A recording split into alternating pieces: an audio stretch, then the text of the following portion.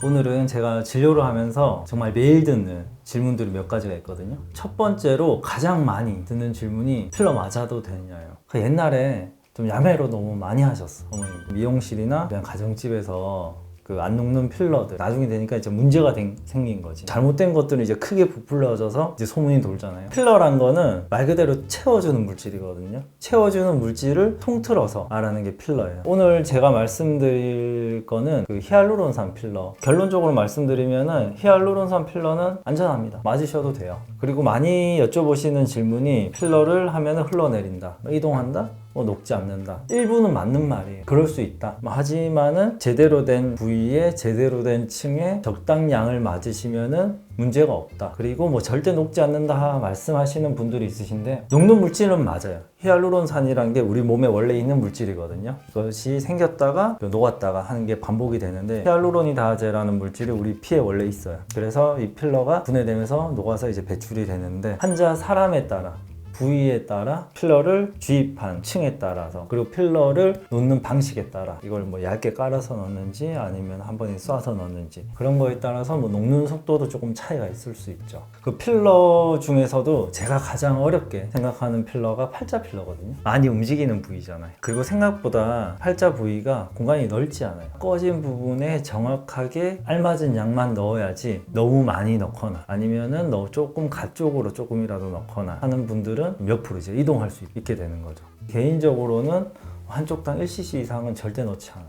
너무 많이 넣게 되면은 옆으로 이동하게 되고, 오히려 그 옆에 있는 그 팔자 주름이 더 깊어 보이게 할 수 있기 때문에. 그리고 뭐 필러 부작용에 대해서 걱정하시는 분들이 있으신데, 물론 염증이 생길 수도 있고요. 환자 체질에 따라서 지연성 과민 반응, 그러니까 필러를 맞고 나서 몇 개월 뒤에 갑자기 붓고 그런 경우도 있고요. 그리고 아주 드물지만은 그 부분이 뭐 개사가 되거나 실명이 되는 경우도 보고는 되고 있어요. 하지만은 현존하는 시술 중에서 필러는 가장 부작용이 적고 가성비가 좋게 이제 예뻐질 수 있는 시술입니다. 두 번째로 많이 하는 질문이 보톡스 맞아도 되냐? 네, 맞아도 됩니다. 저도 맞고 있고요. 아직 보톡스의 원리가 뭔지 정확하게 모르시는 분들은 제가 예전에 그 보톡스 원리에 대해서 촬영한 영상이 있는데 그걸 참조해 주시고요.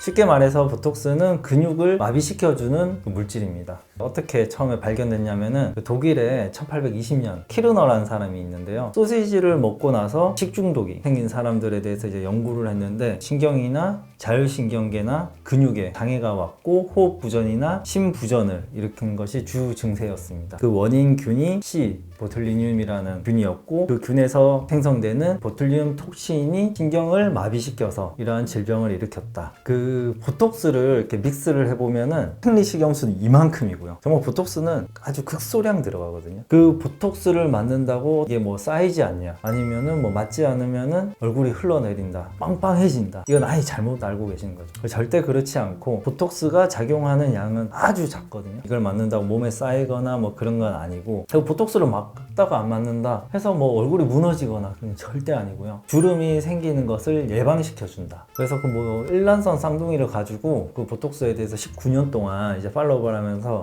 연구한 게 있는데, 한 분은 이제 보톡스를 1년에 한 3, 4번 정도 맞으셨고, 다른 분은 그렇게 하지 않으셨는데, 이게 19년 동안 보니까 같은 일란성 쌍둥이니까 DNA는 똑같잖아요. 근데 이제 나중에 보니까 주름이 생긴 게 뭐 조카와 이모뻘 정도 이제 차이가 생긴 거죠. 잘 하시는데 하시면 되거든요. 그럼 보톡스 필러란 건 의사 면허만 있으면 할 수 있는데, 뿌띠 필러가 좀 이제 우습게 볼 게 아닌 게, 같은 필러를 쓰더라도 그 어떤 사람이 놓느냐에 따라서 결과가 완전 달라질 수 있거든요. 그 병원을 보는 게 아니라 그 의사를 찾아가야 되겠지. 사진을 쓴 사람을 시술한 의사 찾아가서 맞아야 되겠지. 의사 10명인데 그 누가 그 사람을 시술했는지 알아야 될 거 아니에요. 잘 알아보시고 잘 상담을 받고 잘 하시라, 그 말씀을 드리고 싶고요. 세 번째로 많이 하는 질문이, 원장님은 시술을 하시나요? 저도 당연히 받고, 제가 주기적으로 받는 게 미간 보톡스, 사각도 보톡스, 턱끝 보톡스거든요. 그건 주기적으로 받고, 슈링크도 1년에 한 2-3번 정도씩, 그 처짐 이제 예방을 해주기 위해서 슈링크를 받고, 가을쯤에 토닝을 이제 한 10회 정도 주마다 받고 있고요. 가족분들도 해주시냐고 여쭤보시는 분들도 많으신데, 당연히 저희 가족분들, 저희 어머니 보톡스 필러 하시고 수술도 제가 다 해드렸거든요.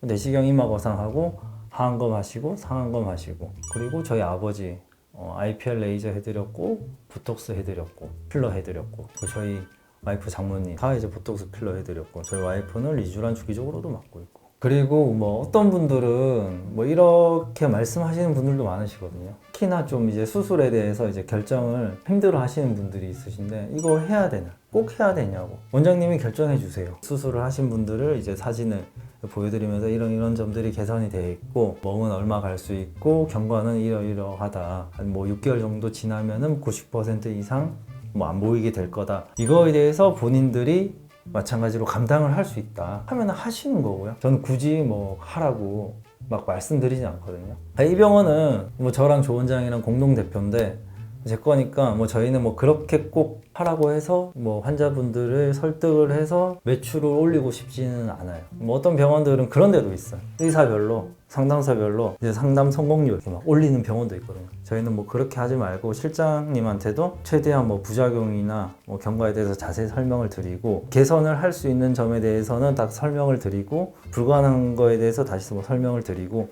그렇게 하라고 말씀드리고, 너무 이렇게 꼬시지 말라 라고 말씀드리거든요. 그런 분들도 있었어요. 나는 이것만 신경 쓰인다. 아 그래요? 그러면은 그거는 딱 그 부분만 저는 딱 설명을 드리려고 하거든요. 다른 거 부수적인 거는 웬만하면 설명을 안 드리려고 해요. 뭐 그러다가 뭐 그냥 그분이랑 좀 친해져 가지고 뭐 이렇게 저렇게 이야기를 하다가 여기 뭐 주름이 보이니까 필러 한번 맞아보시는 게 어떻겠냐라고 그냥 한번 말씀을 드려봤는데, 맞으시고 너무 좋으신 거지. 왜 원장님 미리 말씀을 안 해주셨냐고 그러시는 분들도 있어요. 그런 분들이 있는 반면, 얼굴 전체에 대해서 이제 상담을 딱 받아서 그거에 대해서 설명을 막 드리는데, 실장님 나중에 이야기를 들어보니까 뭐 이것저것 너무 많이 권하는 듯한 느낌을 환자분이 받았다는 뉘앙스를 풍긴다고 하더라고요. 뭐 그런 분들도 있고, 그러니까 그 환자분이 여기서부터 여기까지 다 여쭤보셨으니까 뭐 그거에 대해서 이제 차례로 이제 다 설명을 드리는 거죠.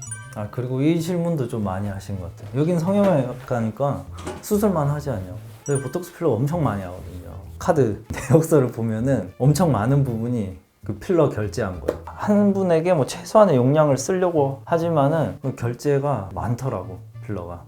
이상 제가 그 진료를 하면서 가장 많이 듣는, 거의 매일 듣는 질문에 대해서 답변을 해드렸고요. 이상 성형외과 전문의 김 원장이었습니다. 감사합니다.